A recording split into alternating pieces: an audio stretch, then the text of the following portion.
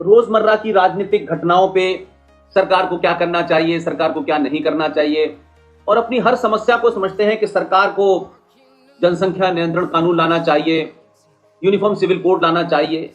ये पूरा सनातनी हिंदू समाज सब कुछ चाहता है कि सरकार करे, और सरकार के बंधन होते हैं, उसकी सीमाएं होती हैं, और अगर सब कुछ सरकारें कर रही होती तो फिर ये राष्ट्र इतने साल तक गुलाम नहीं रहता। जो समाज सरकारों के बल पर अपनी सभ्यता, संस्कृति, संस्कार, सरोकारों को बचाने की कोशिश करता है, वो समाज कभी ना अपनी संस्कृति बचा पाता, ना सरोकार, ना सभ्यता, कुछ नहीं बचा पाता, क्योंकि वो ये समझता है कि हमारी कोई जिम्मेदारी नहीं है, सब कुछ सरकारों को बनाना है, सरकार ने नियम बना दिया है, सरकार अब करेगी, और सरकार जब नहीं करती तब हम क्या करते हैं। इस बीमारी ने, इस कमजोरी ने हमारे पूरे समाज को एक कायर, एक डरपोक और किसी समस्या से कन्फ्रंटेशन न करने की प्रवृत्ति के अंदर हमें ढकेल दिया है। देश एवं धर्म की रक्षा ये परमानेंट है। सरकार आए चली जाएगी, सरकार में कौन आया कौन गया वो एक सिलसिला है, लेकिन जो समाज अपने धर्म को नहीं जानता, धर्म के बारे में भ्रांतियां पाल लेता है और पाखंड को ही धर्म समझने लगता है, वो धीरे धीरे शक्तिहीन हो जाता है। जैसे हम अपने से ज्यादा यकीन हर समस्या का हल मंदिर में, पूजा में, प्रसाद चढ़ाने में, भंडारा करने में समझते हैं, ये हमने कर दिया, अब सब कुछ भगवान को करना है, हमें नहीं करना। लिहाजा हम ये देखते हैं कि एक मनुष्य के नाते जो हमारा पुरुषार्थ है, जो हमारा सोच है, जो हमारा एक्शन है, वो निरर्थक तो नहीं है, लेकिन एक लंबे समय तक गुलाम रहने के कारण जो दुनिया की सबसे पुरानी सिविलाइजेशन थी, तहजीब थी, संस्कृति थी, वो आज दुनिया के सबसे बौने चोर, लुटारे, डाकुओं, बलात्कारियों के सामने नतमस्तक हो गई। और हम उससे कन्फ्रंटेशन नहीं करना चाहते, अब भी नहीं करना चाहते। हम चाहते हैं कि ये सरकार का काम है, सरकार करे, सरकार हमें बचाए, सरकार रात के 8 बजे आपके घर पे पास आए और कहे कि आप सुरक्षित हैं, मैं अब जाऊं, तो हाँ आप चले जाएं, हम कुछ नहीं करेंगे, हमारा बस चले। घर पे बिजली नहीं आ रही तो सरकार जिम्मेदार, पानी नहीं आ रही तो सरकार जिम्मेदार, बरसात ज्यादा क्यों हो गई तो सरकार जिम्मेदार।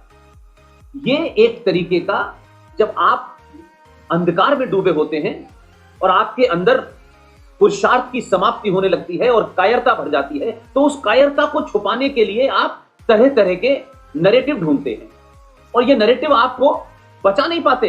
इन नैरेटिव के माध्यम से आपको लगता है कि हमें इनको बहुत बड़े रूप में बताना है, और शायद जब हम ये कहते हैं तो हमें खुद भी इस बात का एहसास रहता होगा, लेकिन क्योंकि हम उस स्टेज तक पहुंच गए जहां हम ही को नहीं पता कि हम सच बोल रहे हैं या झूठ बोल रहे हैं। हमें झूठ बोलने, हमें झूठ सुनने और दूसरों से ये अपेक्षा है कि वो भी झूठ बोलें।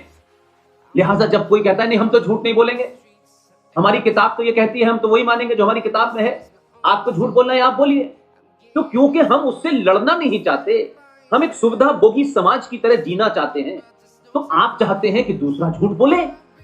जब दूसरा झूठ नहीं बोलता तो आप उसके बिहाफ पे झूठ बोलने लगते हैं।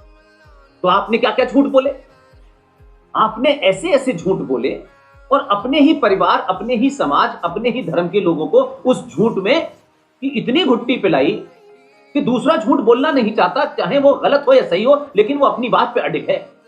आपको बुरी लग रही है तो आपको लगे, लेकिन आपको लगा कि हम क्या करें, हमें तो सर्वाइवल करना है, हम किसी भी तरीके से सर्वाइवल का कोई रास्ता ढूंढ लेते हैं।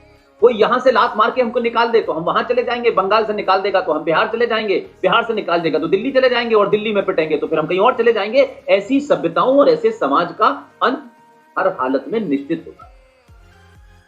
लिहाजा हमने इतने लंबे समय की गुलामी के बाद, यह गुलामी आई क्यों, कभी इस समाज ने इस पर चिंतन नहीं किया।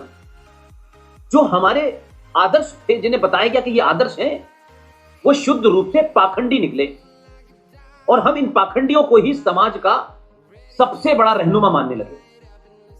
हमें आज तक ये नहीं पता चला और या हम नहीं जानना चाहते। जब आपके अंदर आलस और कायरता और अपने पुरुषार्थ पे कुछ न करने की भावना पैदा हो जाती है, तब आप दुनिया को लेटे लेटे, दुनिया को बैठे बैठे फेसबुक पे, ट्विटर पे दुनिया को ज्ञान देते हैं।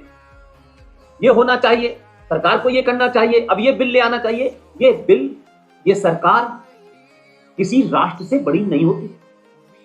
दुनिया की कौमें सरकारों के भरोसे इंतजार नहीं करती हैं कि सरकार आएंगी और हमारी सभ्यता बचाएंगी, सरकारें आएंगी हमारे सरोकार बचाएंगी। ये कोई नहीं करता है। ये सिर्फ भारत नहीं, पूरी दुनिया में एकमात्र ही समाज है जिसे आप सनातन समाज कहते हैं। ये सर्वाइवल के ऐसे ऐसे रास्ते ढूंढता है, उन रास्तों में इसका मंदिर आ जाए, उस रास्तों में इसकी आस्था आ जाए। ये सबको कुचलना चाहता है क्योंकि इसे सर्वाइव करना है।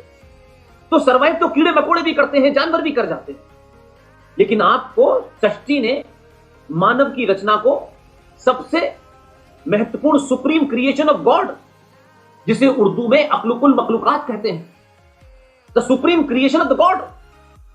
लेकिन हमारी प्रवृत्ति के अंदर इतने झूठ, इतनी मक्कारी और इतना पाखंड हो गया है कि अगर समाज में कोई आदमी आपको सही दवा भी बताए तो आप उस पर सवाल उठाते हो।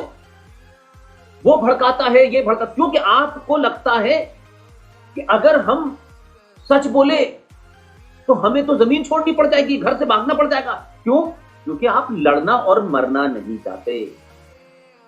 बिना मरे दुनिया में किसी को स्वर्ग नहीं मिलता। स्वर्ग पाने की आपकी महत्वाकांक्षा तो है, लेकिन उसके लिए मरना भी पड़ता है। सरकारों के आने जाने से यह लड़ाई कम ज्यादा हो सकती है। इसलिए हमें इन मुद्दों पर गहनता से चिंतन करना चाहिए और हमारे अंदर बीमारियां जो ग्रस्त हैं, उन बीमारियों का इलाज भी हमें ही ढूंढना है।